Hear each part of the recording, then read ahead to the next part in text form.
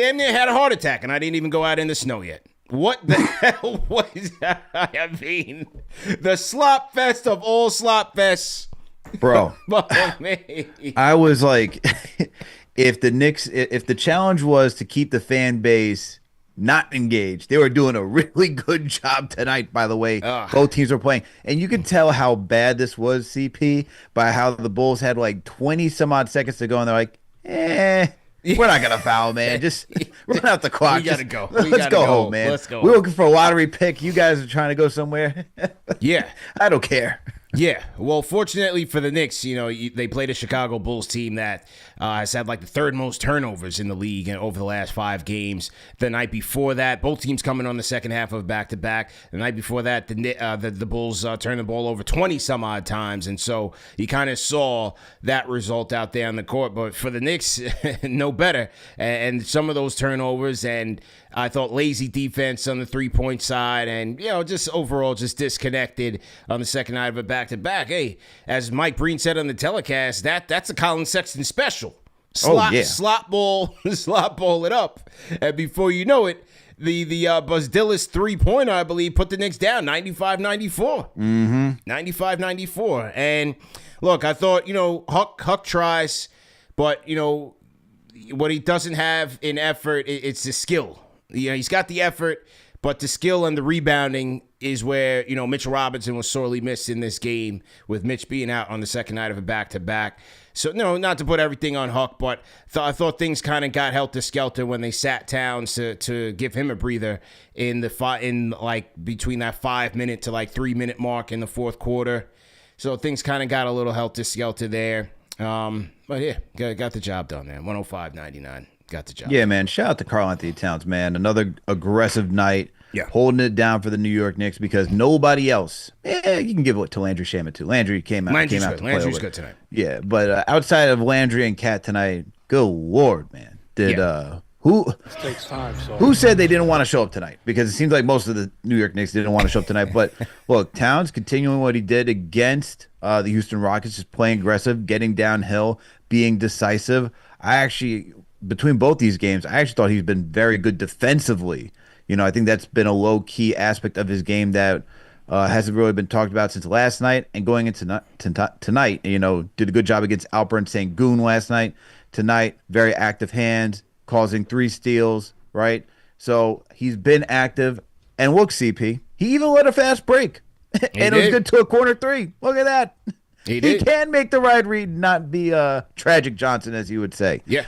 But look, I think overall he did do a phenomenal job on both ends of the court tonight. Karl-Anthony Towns, definitely the player of the game in this one, man. Without him, we're probably losing this one. Probably losing in an embarrassing fashion. So shout out to the big bodega. He had another excellent game. Backed up the player of the game against the Rockets with the player of the game against the Bulls. And, there was all the commentary with Shaq and calling him out. And was Shaq wrong for that and this and the third? But the bottom line is, look, this is a guy who understands that this has been a frustrating year. He has struggled based on his standards. Like, okay, you look at the numbers. All right, he made the All-Star team. But it's been a struggle for him based on his standards and what he's capable of. And so I like the fact, I enjoyed the fact that they once again got him involved early, and he took the bull by the horns and got it popping again. A lot more inside, but he took those threes. He took those threes that he likes to take and knocked down a couple there in that fourth quarter in crunch time as well. So, just an overall good game and just dominating the matchups again. That the guys that just can't hold him. And in this Bulls team, not a single person out there should have been able to stop Karl-Anthony Towns tonight, and he made it be known. He imposed his will on a severely undersized and under-talented team in the Chicago Bulls. Good job by him tonight. Yeah, great job by him. I really like the 5 of 9 from downtown. It looked like the old Karl-Anthony Towns, man. Yeah. We used to see him when he was in Minnesota put up 8 three-point attempts per game. This is very reminiscent of that. And a good blend of 50-50, right? Like he had a lot going down from downtown, and he also did some work in the paint, putting his back to the basket, calling for the ball, trying to be aggressive and get easy inside points there. And look, against a Chicago Bulls team that traded Vucevic to the Boston Celtics, you got Jalen Smith out there. He can't hold his weight against Karl-Anthony Towns. These are the type of matchups that you want to see Towns get activated and be aggressive because, it's Jalen Smith, man. And look, Jalen Smith, decent role player in the league, but he's not going to hold his weight against Karl-Anthony Towns. Towns should be taking advantage of these mismatches 100%. And this is something that we had a gripe against the Indiana Pacers, right? This is where you see, hey, no one's out there. Same thing with Detroit. Hey, top 2 centers aren't out there. You should be getting busy. And this is between him and the head coach figuring it out. And as of right now, it looks like both of them are in sync because we're seeing Towns featured a lot more, which is going to be very helpful when you think about that postseason run. Yeah, for sure. And, it's, again, 28 points for Karl-Anthony Towns, 10 of 17 from the field for those of you that are just now joining us, and 5 of 9 from downtown. 3 steals. And there was a lot made, and Mike Brown talked about it in the win to go over the Rockets, how in the fourth quarter, Carl was the one who was imploring his team, hey, let's go get some stops in that fourth quarter. Let's shut it down. Let's get some stops. And, hey, he gets 3 steals tonight in this game over the Bulls. So more connected, and one of his deficiencies over his career has just been the inconsistency in staying connected and staying locked in over the course of a season. So two good ones. He strung together in terms of two-way play, right? We know he can get the offense in the sleep, but in terms of strong two-way play from him, all right? So let's see what happens as they take on the Cleveland Cavaliers, a new look, so to speak, Cleveland Cavalier team on Tuesday. But great effort all the way around for Karl-Anthony Towns. Let's get into our role player of the night. We got to go to Shamet once again, man. Landry Shamet is hot. 4 of 8 from downtown for Shamet, 5 of 9 from the field, 16 points for Shamet in 23 minutes. Just a great job, man. He did a great job relocating, getting into the open spaces so that his teammates can find him for the 3. The aggressiveness for Landry Shamet is what sticks off the charts and rewarded his team tonight, man. He was red hot from downtown and, very instrumental in this win. Great game by Shamet tonight, man. What you think? Great game by Shamet. And look, it's just for him. I mean, did you even see Bondi's tweet talk about Bridges and Shamet? I mean, look, I mean, the consistency, the aggression, I think that's why you're going to see people say that Shamet's been having a better season as of now over Mikal Bridges, just because when he touches the court, he's not afraid of anybody. He's willing to compete. We know he's not a lockdown defender, but the energy that he provides, the lateral quickness, the aggression when he feels like he's capable of, causing a turnover, it's all there. But the for me, CP, it's just the knockdown 3-point shooting for him. Like, it's the consistency. And I sent this tweet out not too long ago saying, oh my God, it is great to have finally another consistent 3-point shooter. I said the last time was probably since Steve Novak. People got at me saying, oh, what about Dante? Guys, Shamet's shooting 42%. Yeah, different. Right? And it's different. It's different when it's the volume, right? When you take 8 threes per game and you can try to get into a rhythm, much different when you're giving like 4 or 5 and it's like, oh, you only get 4 or 5 attempts, much less, and you're still knocking him down a high clip. That's why I said it was like reminiscent of Steve Novak, man, because he also was in that same boat. Less attempts. I think he had like 45, 47% from downtown. Yeah. That's the other reason too.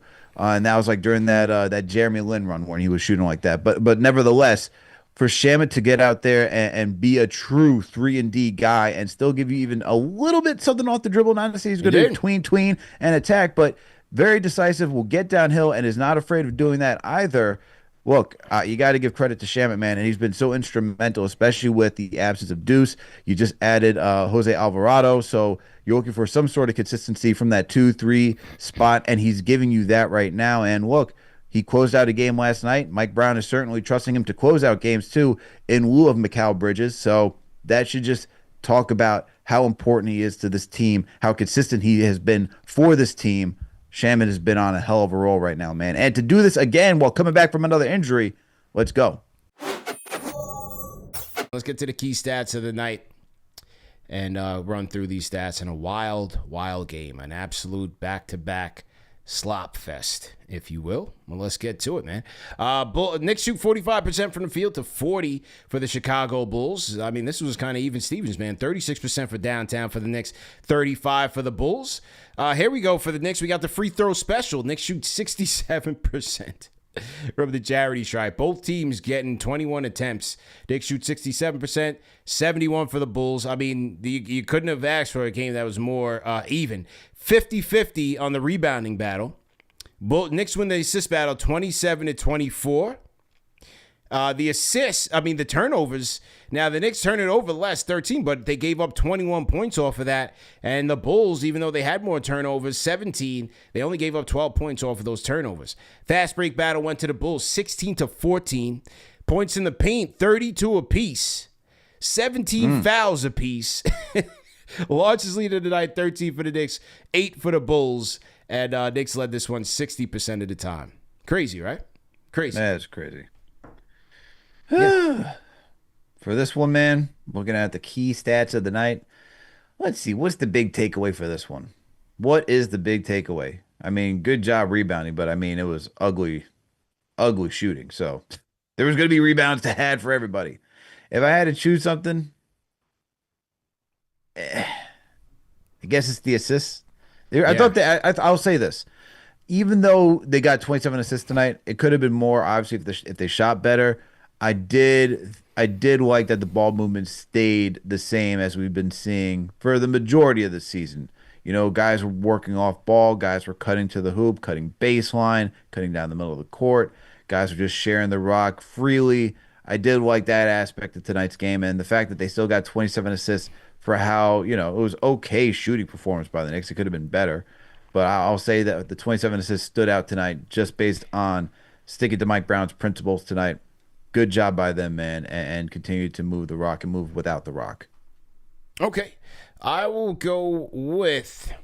Well, you know what? I've just felt like with a healthy Mitch out there, the rebounding battle would have been a probably advantage Knicks, just given, the guys that the Bulls were trotting out there. But without him, like I said, I thought things got a little bit dicey, especially in the fourth quarter with Huck out there.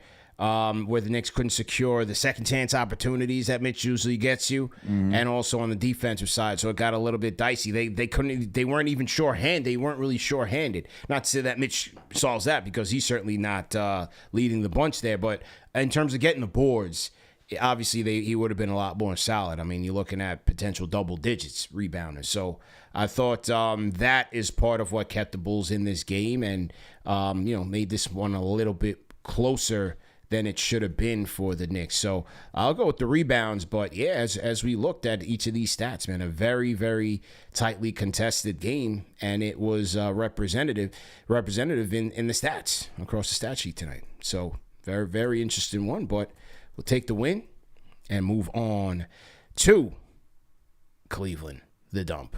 All right, so there that is. All right. Either way, man, shout out to our sponsor at Car Gurus, man, for sponsoring the key stats of the night. Hey, if you guys are looking for a new car, it is a big decision. You don't want to feel rushed. You don't want to feel confused or second-guessing yourself, especially with prices being what they are right now. That's why we rock with Car Gurus, man. What I love about it is how simple they make the whole process. With Car Gurus Discover, you can skip all those annoying filters and just search the way you actually think. You tell what you want. Maybe good gas mileage for the road trips, extra trunk space for the family, or something comfortable for that daily commute. And it shows you real shoppable listings that actually match. That's a game changer. And if you're at the dealership, the Car Gurus app has this feature called Dealership Mode. It's basically a cheat code. You can compare the car right in front of you to similar options, check deal ratings, see price history, and even estimate your final cost. All on the spot.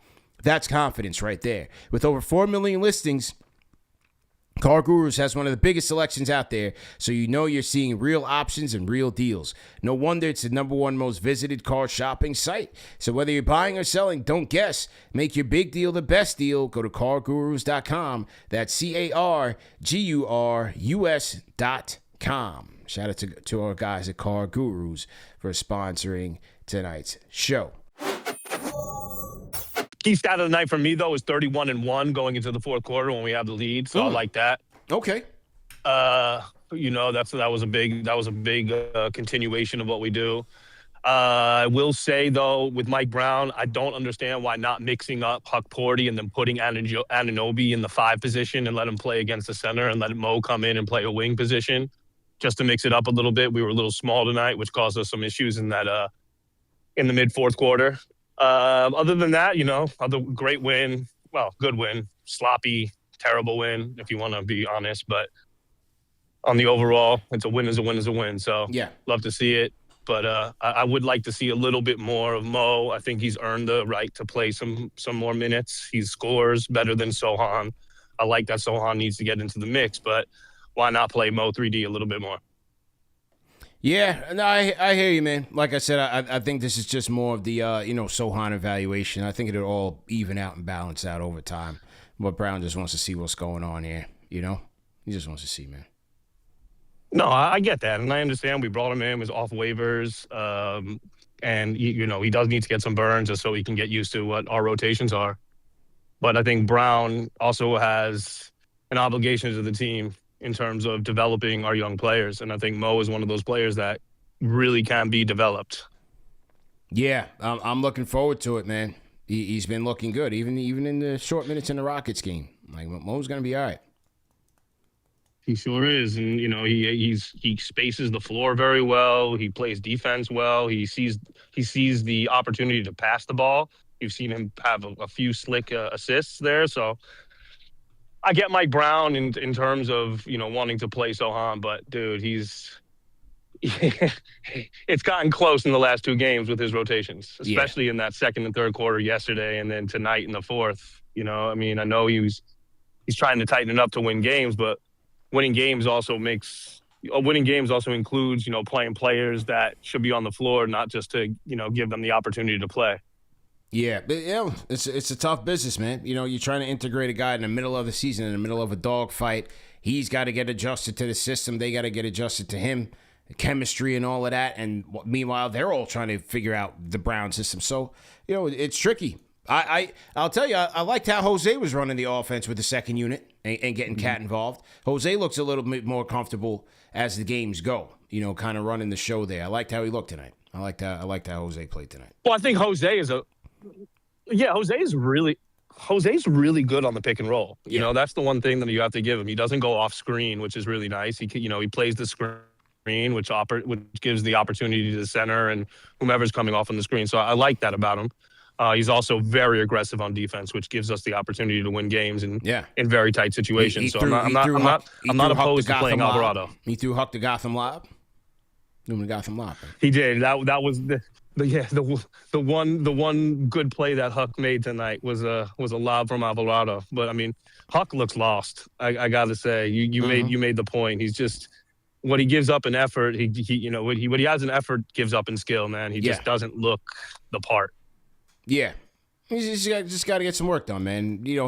One thing about Huck is that he has the will to improve. He's a very hungry player.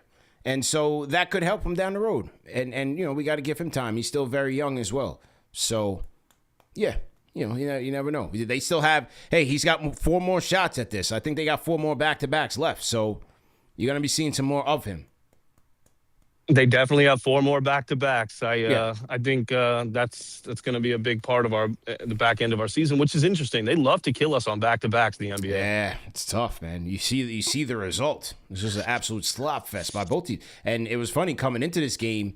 It was said that Billy Donovan, they were planning to put Jalen Smith, Tyus Jones, and Giddey under minutes restriction. So if you look at it tonight, Smith got 18 minutes, Giddey got 23, and Trey Jones it's got 23 minutes with Trey Jones tonight. So kind of interesting how he looked.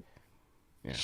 All right, the NBA has us playing a back-to-back on the last weekend of the season. That's crazy. Against the Celtics and the Raptors. It's the most ridiculous thing.